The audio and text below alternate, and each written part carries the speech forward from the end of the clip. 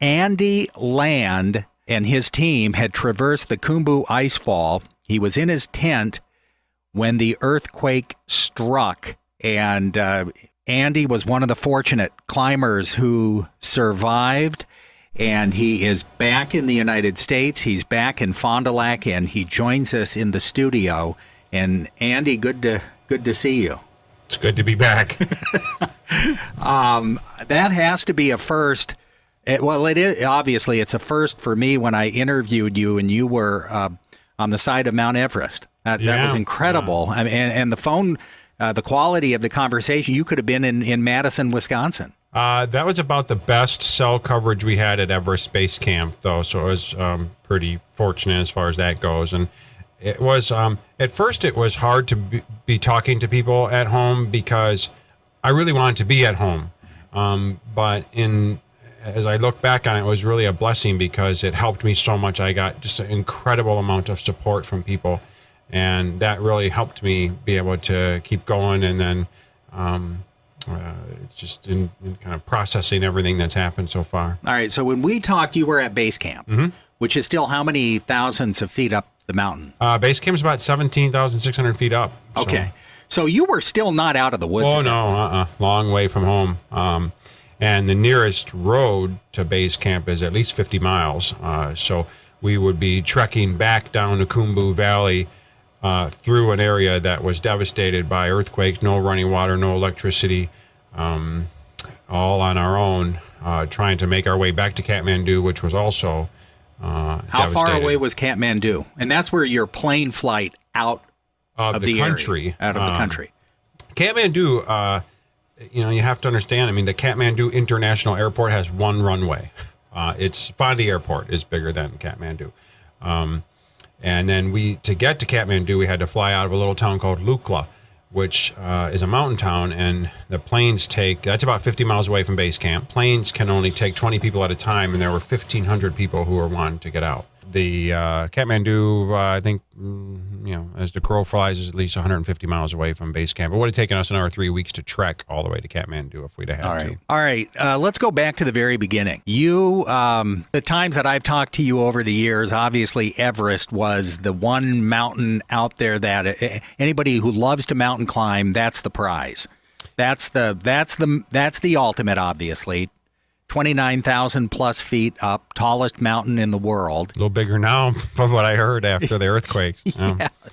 So this goes back a couple of years ago when, more than a year ago, when you decided that I'm going to try to climb Mount Everest and raise awareness and raise money for hospice care. That's correct. Yeah. And it's hard to believe that it's over in that way. It has the last 18 months of my life. I've been pretty much occupied with doing this, and yet it was so much bigger than anything I expected. I knew about it. I read about it. I've lived it now I've trained hard, but it was way bigger. And obviously, I knew it would be a life-changing experience, but a much different life-changing experience than I ever thought I was going to get. So you left Fond du Lac for Mount Everest. March 25th. And I would have been summiting right now if I had stayed there. And this earthquake that just hit Namche, which is even closer to Mount Everest, I'm sure would have been the end. Yeah.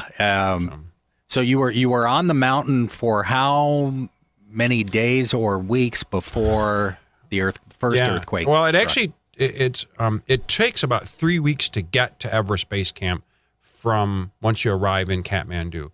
It's an arduous trek.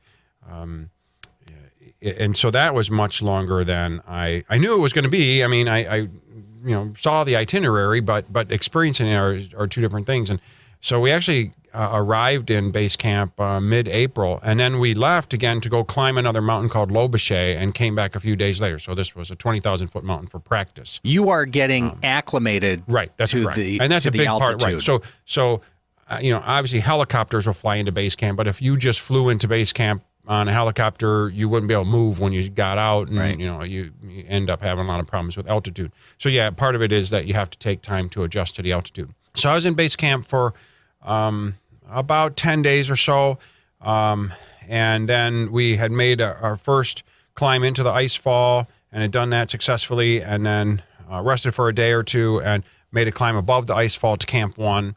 And so I was at Camp 1. We arrived on the morning of the 25th at about 10 in the morning, and the earthquake hit about noon. We were sitting in our tents. It was a whiteout. Couldn't see anything. You're on a glacier with crevasses all over everywhere. So there's really nowhere to go anyway, even if you could see what you're doing. And at first we thought this was just the mother of all avalanches coming down.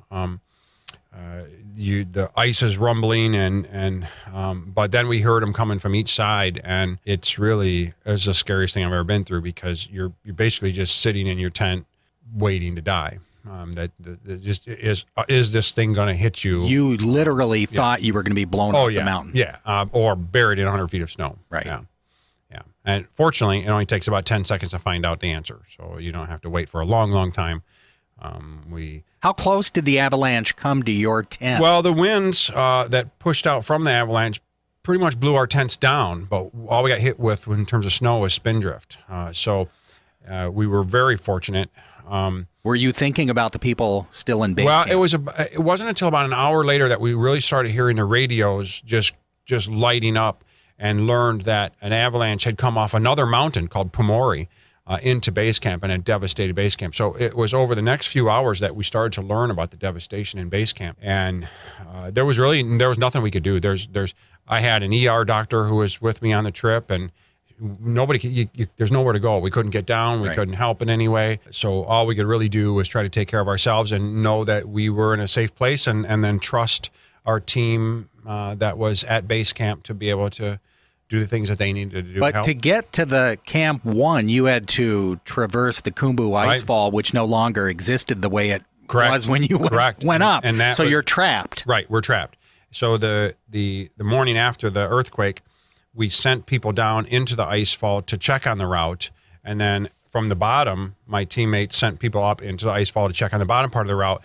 And at that time, so it was 24 hours later, a second earthquake hit, a aftershock, but it was 5 point something. And the icefall moves 2 to 3 feet a day anyway. Yeah. So this is a scary place to be in. So nobody got hurt at that point, but it was immediately apparent the icefall was closed. We would not be getting down through that. Anybody high up on the mountain would have to be evacuated. Now, the leaders of your team have been on Everest before. Oh, multiple times. Yeah. That's what they do. Yes. They lead trips to Everest. They're the biggest guide service. How were they during this whole ordeal? Did you sense confidence? Did you sense concern? I couldn't have been more impressed. My guide service, International Mountain Guides, is one of the biggest guide services in the world, and certainly the best guide service on Mount Everest. And it was immediately apparent that they were going to have to take the lead in providing treatment to the injured and the fatalities, because the Everest medical camp was wiped out. There was no other expedition capable of treating the at least 100 severe injuries. I mean, head injuries and bone fractures and multiple fatalities. They made the decision to use expedition resources to help those people, even though they knew that would end the expedition. I mean, we used like 40 bottles of oxygen, which are about $5,000 a piece, to help the people that needed help. And so clearly it was the right thing to do. I couldn't have been more impressed with their leadership and the decisions that they made in order to help the people who needed help. On the way down, we made a decision to stop in all of these little villages that we encountered on the way down and try to help those people as well. And what was your impression of, as you were coming down the mountain and you saw the devastation? It's my heart breaks for people there. One of the takeaways for me in some way is I think we're missing something here, because these people they have almost nothing, and yet they are the most optimistic, courteous, generous, resilient people I've ever met. They were incredibly grateful for whatever help that we gave them. They wanted to give us things in exchange for helping them, which they couldn't afford to give. And so I'm just so sad for the people of Nepal. And then to hear about the second earthquake, or I guess this new earthquake in Namche this morning. I was just there 10 days ago, and this is the trekking business from around the world, and the climbing business is so much, they rely on it so much, and it's just going to be devastated for years. We're going to take a short break. Andy Land is my guest on Between the Lines, and we'll be back in a moment. Welcome back to Between the Lines. Fond du Lac mountaineer Andy Land back from Everest, and he's in the studio with us. And we're talking about the ordeal, the earthquake from a couple of weeks ago. When you heard there was another earthquake this morning, what went through your mind? I just was so shocked. I was just there. I was just in this village about 10 days ago, and I saw the damage in the village at that time. When we went through, we stayed out on the land. We didn't stay in any of the tea houses or lodges because they just weren't safe anymore. And the trekking business, normally this time of year, there's trekkers from all over the world who come to this part of Nepal, and there's nobody there. So to hear about it this morning was just devastating. I got a Facebook message from a Sherpa climber I met over there, and he just said, "Why is this happening? It would be better to die once than to have this over and over and over again. When is this going to stop?" And what do you tell him? Right. So before the disaster, when you were at base camp and you were preparing and you saw, you were practicing, you were becoming acclimated, and you were thinking, man, in another few weeks, we're going to make the trip up to the top. Mm-hmm. What, as you were soaking all of this in and just the realization, I'm on Everest. Mm-hmm. What was the feeling? Well, two big feelings, really. The first is, what the hell am I doing here? But the second is, it is such an incredibly beautiful, massive place. And I would sit for an hour from the place I called you at base camp, just soaking it all in, that I can't believe I'm really here. And then to do this in support of the work that I have dedicated my life to is even just more incredible. And then there was some fear too. It's a huge thing. Going through the ice fall is not for the faint of heart. And you have some pictures. You're climbing across these crevasses on metal ladders. Yeah.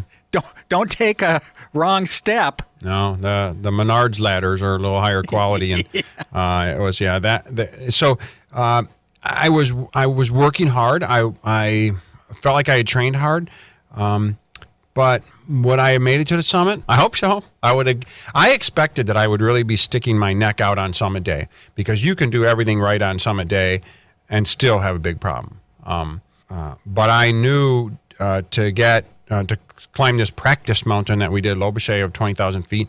I was working hard to get up top of Lobuche. Now, 20,000 feet's a long way up. I know I would have given everything I could do to summit, but summit's really not promised anyone. So I don't know if I would have made it or not. Were you thinking in the back of your mind, man, I want to get to Hillary's step? You know what I was thinking, and this is such a big expedition, you have to take one day at a time. Yeah. You can't think about what's going to be 3 weeks from now or 2 weeks from now or even 3 days from now. It's really, what do I have to do today, and how do I get through that? And that's not one of my skill sets. I think of too far ahead too often. So I wrote in a journal every single day and at least had probably 35 entries of, one day at a time, patience, flexibility, and so I really tried hard to not worry about the Hillary step until I was going to be there. How many times did you actually see the summit? Could you see the summit from base camp? Could you see generally you couldn't see the summit from base camp because you're actually too close, and the summit of two other mountains, Lhotse and Nuptse, were in the way. The first time I saw the summit was about 30 miles away from base camp, and it was probably the most spiritual experience I had.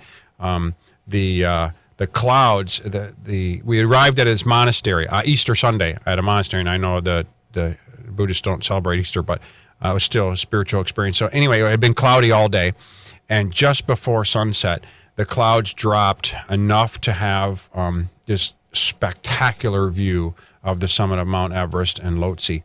And it was, it brought tears to my eyes. And so seeing it from that far away, it was not only spiritual, but also made you take a big gulp and understand, just what you were getting into.